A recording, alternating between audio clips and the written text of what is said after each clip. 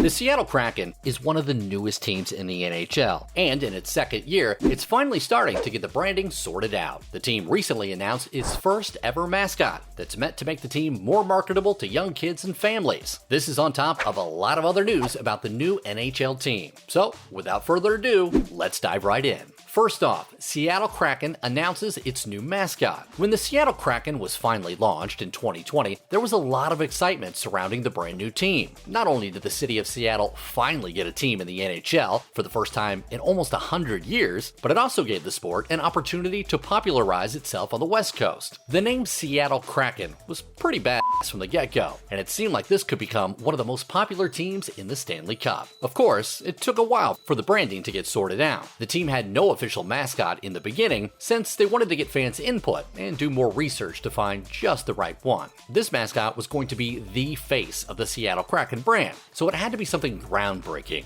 For 2 years, the owners of the team listened to fans, held design competitions, spent millions of dollars, and in 2022, they were finally satisfied with the design and character. After all that, on October 1st, 2022, the Seattle Krakens revealed their new mascot, Buoy. It's a gigantic blue troll that looks unique, to say the least. Coming up, how did fans react to the new mascot? To say the fans were disappointed after seeing a blue troll doll as their mascot would be an understatement. There was almost universal hate for the new Seattle Kraken's mascot, and at first, many didn't even believe it. There were so many comments saying things like, "This has to be a joke, right?" But nope, this is completely real and serious. The main criticism was for the fact that the Krakens had promised that they would listen to fans regarding the mascot's design and character. But let's be honest, probably no one asked for a troll doll to be a representative of the team. But it's not just the fact that it's a troll doll, it's also the execution of the design. It looks absolutely horrendous by all accounts. It doesn't even look like someone spent more than 5 minutes of their time designing this thing, let alone 2 years. In fact, some commentators suggested this may have been a rejected design from the Trolls film. If that were the case, it was probably rejected for a good reason. Fans aren't just disappointed, but angry. The fact that a team that they know and love went ahead and created something this embarrassing, overall, there is generally no positivity surrounding this new mascot, and it's going to be hard for anyone to get excited when they see this thing come out to hype them up. Up next, why did the Krakens go with a troll doll design? The choice of a troll doll was rather strange for a city that could have gone with literally anything else. When describing the new mascot, the chief marketing officer of the Seattle Krakens said that Buoy lives under the arena. It has other personality traits as well, such as its love for sharks, maple leaves, dancing, and music. She also mentioned that Buoy will dance to music inspired by the local scene in Seattle. The Kraken vice president of entertainment, Lamont Buford, said that a mascot was something the team wanted right away, but they waited until hearing enough fan input to finally come up with this one. The reason why a troll doll was chosen was pretty simple. It was similar yet starkly different to the Kraken.